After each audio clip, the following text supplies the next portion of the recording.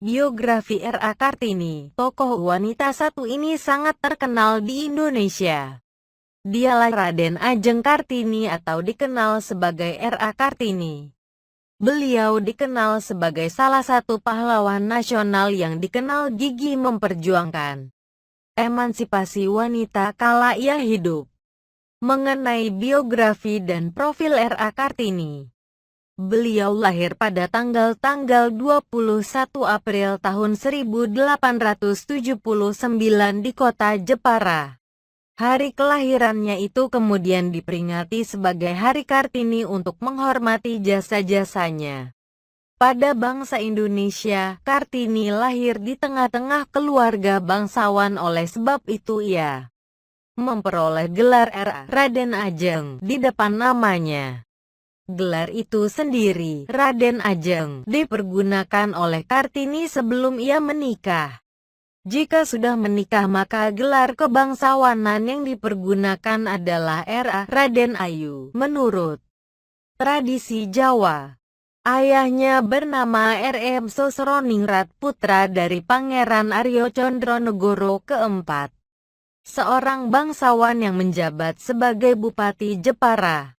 Beliau ini merupakan kakek dari R.A. Kartini. Ayahnya R.M. Sosroningrat merupakan orang yang terpandang sebab posisinya kala itu sebagai Bupati Jepara kala Kartini dilahirkan. Ibu Kartini yang bernama M. Angasirah. Beliau ini merupakan anak seorang kiai atau guru agama di Telukawur, kota Jepara. Menurut sejarah, Kartini merupakan keturunan dari Sri Sultan Hamengkubuwono ke-6. Bahkan ada yang mengatakan bahwa garis keturunan ayahnya berasal dari kerajaan Majapahit.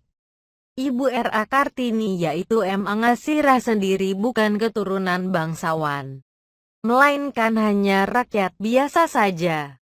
Oleh karena itu peraturan kolonial Belanda ketika itu mengharuskan seorang bupati harus menikah dengan bangsawan juga, hingga akhirnya ayah Kartini kemudian mempersunting seorang wanita bernama Raden Ajeng Wurian yang merupakan seorang bangsawan keturunan langsung dari Raja Madura ketika itu. R.A. Kartini bersama saudara-saudaranya. R.A. Kartini sendiri memiliki saudara berjumlah 11 orang yang terdiri dari saudara kandung dan saudara tiri. Beliau sendiri merupakan anak kelima. Namun ia merupakan anak perempuan tertua dari 11 bersaudara. Sebagai seorang bangsawan, R.A. Kartini juga berhak memperoleh pendidikan. Ayahnya kemudian menyekolahkan Kartini kecil di LSRO Lager School. Disinilah Kartini kemudian belajar bahasa Belanda dan bersekolah di sana hingga ia berusia 12 tahun, sebab ketika itu menurut kebiasaan ketika itu, anak perempuan harus tinggal di rumah untuk dipingit. Pemikiran-pemikiran R.A. Kartini tentang emansipasi wanita. Meskipun berada di rumah, R.A. Kartini aktif dalam melakukan korespondensi atau surat menyurat dengan temannya yang berada di Belanda sebab beliau juga fasih dalam berbahasa Belanda. Dari sinilah kemudian Kartini mulai tertarik dengan pola pikir perempuan Eropa yang ia baca dari surat kabar, majalah serta buku-buku yang ia baca. Hingga kemudian ia mulai berpikir untuk berusaha memajukan perempuan pribumi sebab dalam pikirannya kedudukan wanita pribumi masih tertinggal jauh atau memiliki status sosial yang cukup rendah kala itu. R.A. Kartini banyak membaca surat kabar atau majalah-majalah kebudayaan Eropa yang menjadi langganannya yang berbahasa Belanda di usianya yang ke-20. Ia bahkan banyak membaca buku-buku karya Louis Couperus yang berjudul The Stilekra, karya Van Eeden, Augusta de Wit, serta berbagai roman-roman beraliran feminis yang tersemuanya berbahasa Belanda. Selain itu ia juga membaca buku karya Multatuli yang berjudul Machiavelli dan surat-surat cinta. Agama harus menjaga kita daripada berbuat dosa. Tetapi berapa banyaknya dosa diperbuat orang atas nama agama itu? R. A. Kartini. Ketertarikannya dalam membaca kemudian membuat beliau memiliki pengetahuan yang cukup luas soal ilmu pengetahuan dan kebudayaan. R. A. Kartini memberi perhatian khusus pada masalah emansipasi wanita melihat perbandingan antara wanita Eropa dan wanita pribumi. Selain itu, ia juga menaruh perhatian pada masalah sosial yang terjadi menurutnya. Seorang wanita perlu memperoleh persamaan, kebebasan, otonomi serta kesetaraan hukum. Surat-surat yang Kartini tulis lebih banyak berupa keluhan-keluhan mengenai kondisi wanita pribumi di mana ia melihat contoh kebudayaan Jawa yang ketika itu lebih banyak menghambat kemajuan dari perempuan pribumi ketika itu. Ia juga mengungkapkan dalam tulisannya bahwa ada banyak kendala yang dihadapi perempuan pribumi, khususnya di Jawa agar bisa lebih maju. Kartini menuliskan penderitaan perempuan di Jawa seperti harus dipingit, tidak bebas dalam menuntut ilmu atau belajar, serta adanya adat yang mengekang kebebasan perempuan. Cita-cita luhur R. A. Kartini adalah ia ingin melihat perempuan pribumi dapat menuntut ilmu dan belajar seperti sekarang ini. Gagasan-gagasan baru mengenai emansipasi atau persamaan hak wanita pribumi oleh Kartini dianggap sebagai hal baru yang dapat merubah pandangan masyarakat. Selain itu, tulisan-tulisan Kartini juga berisi tentang yaitu makna ketuhanan, kebijaksanaan dan keindahan, perikemanusiaan dan juga nasionalisme. Kartini juga menyinggung tentang agama.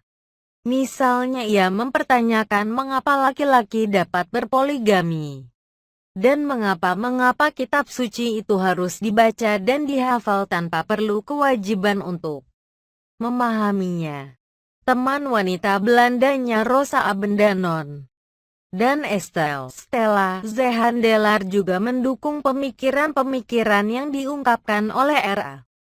Kartini. Sejarah mengatakan bahwa Kartini diizinkan oleh ayahnya untuk menjadi seorang guru sesuai dengan cita-cita, namun ia dilarang untuk melanjutkan studinya untuk belajar di Batavia ataupun ke negeri Belanda. Hingga pada akhirnya, ia tidak dapat melanjutkannya cita-citanya baik belajar menjadi guru di Batavia atau advertisement pun kuliah di negeri Belanda meskipun ketika itu ia menerima beasiswa untuk belajar ke sana. Sebab pada tahun 1903 pada saat R. A. Kartini berusia sekitar 24 tahun. Ia dinikahkan dengan K.R.M. Adipati Aryo Singli Jojo Adiningrat yang merupakan seorang bangsawan dan juga bupati di Rembang yang telah memiliki 3 orang istri. Meskipun begitu, suami R. A. Kartini memahami apa yang menjadi keinginan R. A. Kartini sehingga ia kemudian diberi kebebasan untuk mendirikan sekolah wanita pertama yang kemudian berdiri di sebelah kantor pemerintahan Kabupaten Rembang yang kemudian sekarang dikenal sebagai Gedung Pramuka. Pernikahan R. A. Kartini hingga wafatnya. Dari pernikahannya dengan K.R.M. Adipati Aryo Singli Jojo Adiningrat, R. A. Kartini kemudian melahirkan anak bernama Susalit Jojo Adiningrat yang lahir pada tanggal 13 September tahun 1904, namun miris beberapa hari kemudian setelah melahirkan anaknya yang pertama. R. A. Kartini kemudian wafat pada tanggal 17 September tahun 1904 di usianya yang masih sangat muda, yaitu 24 tahun. Beliau kemudian dikebumikan di Desa Bulu, Kabupaten Rembang. Berkat perjuangannya kemudian pada tahun 1912, Berdirilah sekolah wanita oleh Yayasan Kartini di Semarang kemudian meluas ke Surabaya, Yogyakarta, Malang, Madiun, Cirebon serta daerah lainnya. Sekolah tersebut kemudian diberi nama Sekolah Kartini untuk menghormati jasa-jasanya. Yayasan Kartini ini keluarga Van Deventer, seorang tokoh politik etis di era kolonial Belanda. Terbitnya buku Habis Gelap Terbitlah Terang. Buku Habis Gelap Terbitlah Terang. Sepeninggal R.A. Kartini, kemudian seorang pria Belanda bernama J.H. Abendanon yang ketika itu menjabat sebagai Menteri Kebudayaan, Agama dan Kerajinan Hindia Belanda mulai mengumpulkan surat-surat yang pernah ditulis oleh R.A. Kartini ketika ia aktif melakukan korespondensi dengan teman-temannya yang berada di Eropa. Ketika itu, dari situ kemudian disusunlah buku yang awalnya berjudul Door Duisternis tot Licht yang kemudian diterjemahkan dengan judul Dari Kegelapan Menuju Cahaya yang terbit pada tahun 1911. Buku tersebut dicetak sebanyak 5 kali. Dan pada cetakan kelima terdapat surat-surat yang ditulis oleh Kartini. Pemikiran-pemikiran yang diungkapkan oleh Kartini kemudian banyak menarik perhatian masyarakat. Ketika itu terutama kaum Belanda sebab yang menulis surat-surat tersebut adalah wanita pribumi. Pemikirannya banyak mengubah pola pikir masyarakat Belanda terhadap wanita pribumi ketika itu. Tulisan-tulisannya juga menjadi inspirasi bagi para tokoh-tokoh Indonesia kala itu seperti W.R. Supratman yang kemudian membuat lagu yang berjudul Ibu Kita Kartini. Presiden Soekarno sendiri kala itu mengeluarkan instruksi berupa Keputusan Presiden Republik Indonesia Nomor 108 Tahun 1964 pada tanggal 2 Mei tahun 1964 yang berisi penetapan Kartini sebagai pahlawan kemerdekaan nasional. Soekarno juga menetapkan hari lahir Kartini, yakni pada tanggal 21 April. Diperingati sebagai Hari Kartini sampai sekarang ini. Munculnya perdebatan surat-surat yang ditulis oleh Kartini. Banyak perdebatan serta kontroversi mengenai surat-surat yang ditulis oleh Kartini. Sebab hingga saat ini sebagian besar naskah asli surat Kartini tak diketahui keberadaannya. Jejak keturunan J.H. Abendanon pun sulit untuk dilacak oleh pemerintah Belanda. Banyak kalangan yang meragukan kebenaran dari surat-surat Kartini. Ada yang menduga bahwa J.H. Abendanon melakukan rekayasa surat-surat Kartini.